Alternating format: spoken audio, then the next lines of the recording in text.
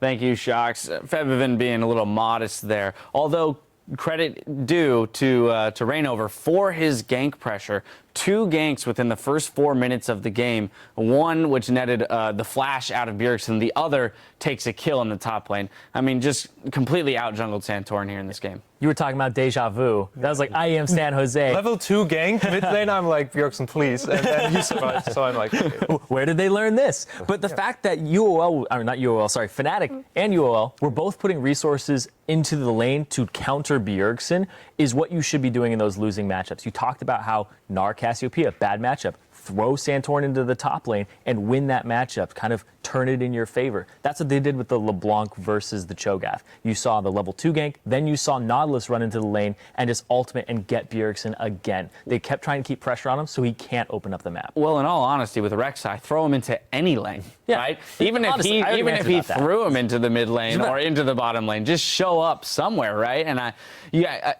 it really makes me pause and wonder what TSM's approach was for this game as they didn't take the lane swaps and then they didn't apply pressure to the straight-up matchups. I feel like TSM was a little bit confused at some point. Top lane was doing so well for Fnatic, and then TSM like, wow, there's so much pressure on us. And Rek'Sai just ended up farming in their jungle when there was times where Cho'Gath was actually pressuring mid lane. He could have easily snuck into the jungle of the enemy and just ward out. And I think this was something that they should have really done. And also like losing the blue to a barrel as well. That's like even more pressure on top of it, which is relieved because Bjergsen doesn't get a blue buff then, right? So they're still trying to shut him down. And then Santorin's still doing nothing about it. He's not helping his lanes. I think Darius would have liked the opportunity to play League of Legends here. You got to bring that back. Well, this is the thing about the current patch. Like, there are so many things that spill over into mid lane, so you can never treat it as an isolated lane. As soon as Darius fell that far behind, you knew that it was just going to open up the rest of the match. Not to mention that Urgot is like the best 1v2 AD carry. And when you've got a Nautilus running around on the Rift, you saw how much impact he was able to make. Like, there was no way, even though Bjergsen got an early lead, as long as Febvin stayed safe, they were going to unlock LeBlanc in the end anyway. And you saw like 21 minutes, he had like a death cap of Morella Nomicon, boots too.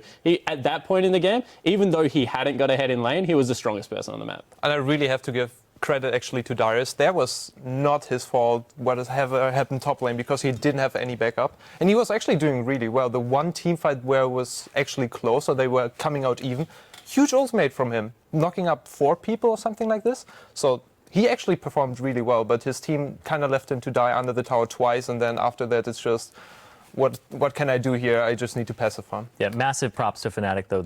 It's only game 1, but they've kind of turned expectations on their head already. So TSM's matches that are coming up are even more important. I was about to say, I think some of the big takeaways here from this match in particular is the fact that Fnatic, who a lot of people had already counted out, are showing up. They've made their statement. We're here to fight for the title of champions at MSI. But 2, they've highlighted a pretty large weakness in TSM. Fnatic, one of the more aggressive, early game, fastest winning teams against TSM, who takes first dragons, or who takes the least number of first dragons of any team here at MSI in games that they play. They're much more okay with sitting and resting on their laurels in lane. That might not work here at this tournament. Yep, especially when you're not lane swapping. It was really, like, TSM's really good at lane swaps, right? They made it really hard for themselves, I think. Exactly. That's what I think is a big thing. They didn't play to their strengths. Like, they didn't free up Lustboy to go mid or anything like that. So I really like the Cassiopeia pick. In the top lane. It's a very contested pick in the mid lane right now, but adding that extra dimension to Fnatic, we had never seen Cassiopeia from them before. Pick it now, especially when you're facing SKT1. That's going to come in very handy because both EasyHoon and Faker play it. This could be a hot pick for this matchup, maybe even banned. I want to see that matchup now, perhaps a little bit more than TSM versus SKT.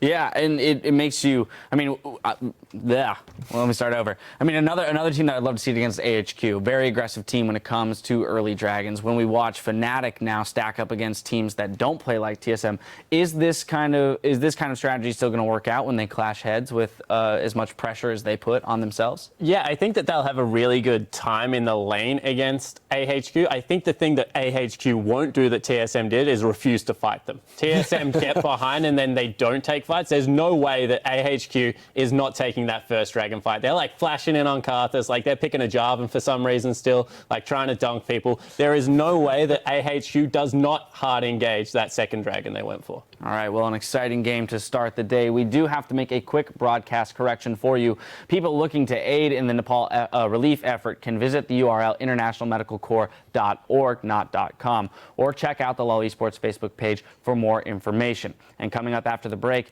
Turkey's Besiktas Esports Club will take on Korea's SKT in our next match. We'll be right back.